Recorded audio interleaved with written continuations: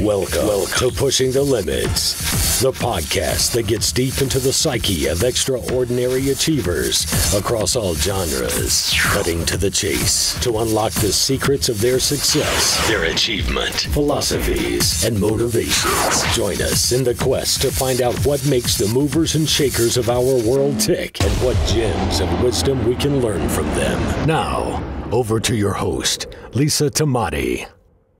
Well, hi everybody, I'm Lisa Tamati here. Welcome to Pushing the Limits. Today's little podcast is another solo cast for you, and it's all around the topic of insomnia. I've suffered from insomnia for on and off for many years and had to really fight my way to find a way to get to sleep at night. And I've learnt quite a few tricks along the way. Now, some of these you may have already heard about, and some of them perhaps are new to you. But if you're someone who struggles to get to sleep at night or struggles to stay asleep at night, here are a few things that you can do to improve your sleep patterns. And we all know that good quality sleep is crucial if we want to be performing at our optimum during the day when we're doing all our tasks. So let's get to it. The first one that I wanted to start off with is going to bed and waking up at the same time. Now, this is, as with many things in life, setting a routine and a habit can make life a lot easier. We are creatures of habit, and when we set ourselves a routine and we get into that rhythm, for a start it might be hard, but if we can stick at it for a month or so, that's when we usually start to establish a routine. Now, by going to bed at the same time in the evening and getting up at the same time, then we're teaching our body this is bedtime, this is time to turn off. Okay, so get that done. So using natural cues is another thing, like darkness. Traditionally, when it got dark, we all knew it was time to hit the sack. We didn't have artificial lighting, didn't have televisions, there wasn't a lot to do at night, so we hopped into bed and we went to sleep. And as soon as it was light, we were up. That was the traditional way before we were living in houses with electricity, before alarm clocks came along and timetables and schedules and everything else. So that is the natural state of our being. So when it gets dark, our body starts to produce more melatonin and we can drift off into sleep easier. We go and disturb that when we watch television, when we are doing digital-based work in the evening, something that I'm terrible at because that's the only time I get to work. But these sort of things can really hype the brain up, make it there's a certain light that can stop you actually being able to drift off to sleep. So when you're in the bedroom, make sure it's nice and dark, and if you're going to have a light on for reading or something, make sure that it's a light that doesn't excite the brain. So an amber light, blue light, that type of thing can actually help you still use things like sleeping to go to sleep, but without the problems associated with having a full-on light on. The other thing is, don't do anything in bed except sleep, have sex obviously, and maybe read. We don't want to be reading, watching television in bed, watching movies, having your iPod in there, having your iPad. All of these things are things that stimulate the brain and keep you awake. So when you go to bed, your brain should know, it's bedtime and it's time to wind down, to calm down. So using bed for anything but those things is a really big no-no. So don't take phone calls in there, don't work on your computer. Do that out in the lounge, in the office, or wherever you should be doing those things, but not in the bed. The bedroom should be a place that is sacred for your sleeping. Number 3 is don't eat or drink too much late at night. Another thing that I love, late night snacks. But this gets your digestive system going and stops you having actual restful sleep. If you've eaten a big meal just before you go to bed, you're liable to have that churning around all night and keeping you awake. It can actually make you go to sleep for starters, but later on it will cause havoc. And the same applies with alcohol. Once again, this is a stimulant. Some people find alcohol can help you drift off to sleep, but it is a stimulant, and once it's in the system in a couple of hours' time, it'll keep you awake. It'll wake you up. So those are things to avoid. Also, not drinking too much water just before bed or too many cups of teas, because for obvious reasons you don't really waking up 10 times a night and to go to the loo. So these are little things that you can do to help stop your sleeping patterns being broken up. One exception to that would be like having a small glass of milk or something that has calcium in it. I like to have a handful of almonds just before I go to bed, because these can help you actually relax. And the magnesium and the calcium, those sort of things can actually help the body turn off. And so can things like chamomile tea or fennel tea. These are all things that can help you power down. And they're all signals too. Once you get into a routine, you know, I'm having a cup of green tea or chamomile tea, you know it's bedtime.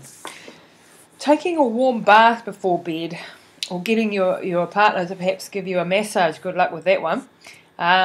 These can also help. Warmth, we relate with calm, security, feeling comfortable. And so having a warm bath can really make your muscles just relax. They might have been under tension all day. You might be sore, you might be tired. You hop into a hot bath and that can just ease away all the aches and pains of the day. Now, using Epsom salts in there is another little extra tip that you can do, and that will help detoxify your body.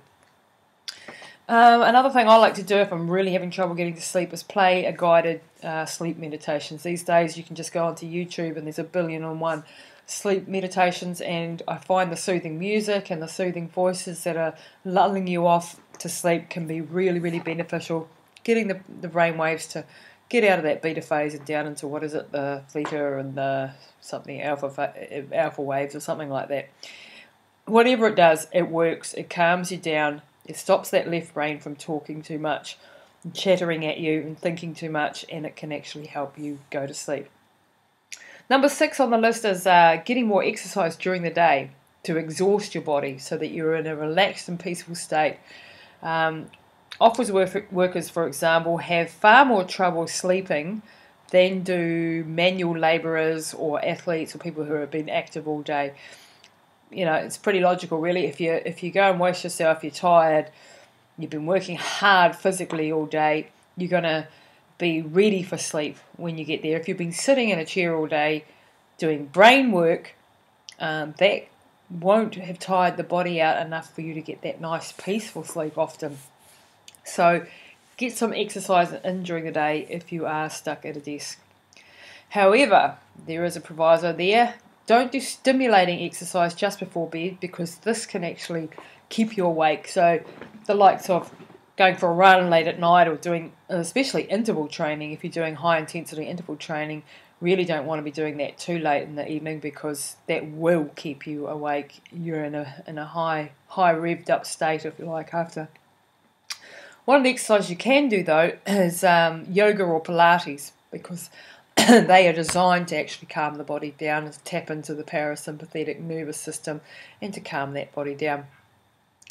Another thing that goes really well with your yoga and your Pilates and your meditation is deep breathing exercises, and I've just done a podcast on that recently on the benefits of having a daily focused breath routine. Now, this is honestly the quickest way I find for me to turn my brain off when I get serious about going to sleep. I do this routine of breathing in for 4, holding for 7, and out for 8. And I do that through 5 or 6 breath cycles, and it can turn me out like a light. Within 3 or 4 minutes, I can be gone. I find that better than the other breathing exercises which I do during the day, like box breathing or tactical breathing. That 4, 7, 8 rhythm, I find really just turns my brain off and makes me go to sleep. Another thing you can do is visualizing a really happy place. Maybe it's a tropical island and you're swimming, or maybe it's swimming with whales, or something that is just wonderfully calming and making you feel at peace with yourself and relaxed and secure and comfortable. Obviously avoiding caffeine later in the day, and that can be like 6 hours before bedtime. So caffeine can stay in the system for quite a long time, and as mentioned before, alcohol. Those, even if you had them earlier on in the day, they can keep you waking throughout the night. Number 10 on the list is avoiding naps, and I hate this because I love having little nana naps. There's nothing better than having a nana nap. You do feel really refreshed, but it can stop you being able to sleep at night. So once again, if you can hold it together, keep it together, and then go to bed at the right time in the evening, then that's a much better routine. Once again, it's all about that routine. And don't use naps to catch up on sleep or sleep-ins. That's another thing that I love to do, and I have to try to stop it happening, because once again, it breaks your routine, and you get used to sleeping in, and half a day's gone. It's been light for 3 or 4 hours, and you haven't been up, so you're not on that natural circadian rhythms. So getting up earlier can also help you sleep better at night. Once again, it's all about that routine. Another trick I like to do sometimes is imagining it's time to get up. When I'm in bed and I'm tossing and turning and I can't get to sleep, if I think about the fact that I'm actually going to have to get up and I pretend it's morning and I have to get up, then I'll pretty often drift off to sleep really fast, because it's like, oh, I don't want to have to get up and out into the cold and uninviting world and head out there, and it sends you to sleep. So that's another little trick. Number 13 is wiggling your toes. If you believe in reflexology, which says that your feet are at the ends of your meridian and that your mind and body are very connected, by wiggling your toes, it helps you relax your entire body. So there's a good one for you. Bet you hadn't heard that one before. Number 14, lie on your back with your legs up the wall. This was told to me by a nutritionist. I thought, that sounds weird. Did it though, and it does work. Well, if you lie on your bed with your legs up against the wall for about 10 minutes, this activates your parasympathetic nervous system, which helps you power down into a deep, relaxing sleep. If you're a worrywart and you have 1,000 things on your plate, and you tend to worry about what you have to do tomorrow, and all the to-do list that always seems to be never-ending, set aside a time during the day to worry about those things and to write them down then. I find I have my worry 15 minutes, and I put down all my stresses, my worries, all the to-do lists, all the things, and this relieves the brain from having to carry it all around and worrying whether you've forgotten something. So by writing it down, it's a therapeutic, cathartic sort of process. I know that I've written down, I've taken care of it, I've got a plan in place, and I can switch my brain off and rest assured that it's all written down and ready to go for tomorrow. Another one is number 16, earplugs. If you've got a noisy bedroom occupant, like my husband, who snores too much, get some really good earplugs. It can be really helpful. Otherwise, you'll be too often, disturbed during the night, and that's not so much fun. Number 17 on the list, and the final one here, is a hot water bottle for your tummy. If it's not too hot, obviously, and make sure it makes you feel really safe and secure when you've got something warm and cuddly to hold on to. Like a hot water bottle when it's cold outside especially, then putting it on the stomach can really help. We hold a lot of tension in our stomachs, and heat can relieve this and can help us let go and activate that parasympathetic nervous system once again. So there you have it, a lot of tips for getting some relaxing, wonderful sleep and helping you live life to the full and be fully recharged for your next day. I hope you've enjoyed this podcast. And as always, we'd really appreciate it if you would give us a 5-star review if you liked it, subscribe of course, and share with your networks, your family, your friends. We're trying to impact the world with positivity in every sense: health, fitness, nutrition, mindset, having inspiring characters on the show, and pushing the limits of what we're capable of. So thanks very much for listening, and we'll see you again soon.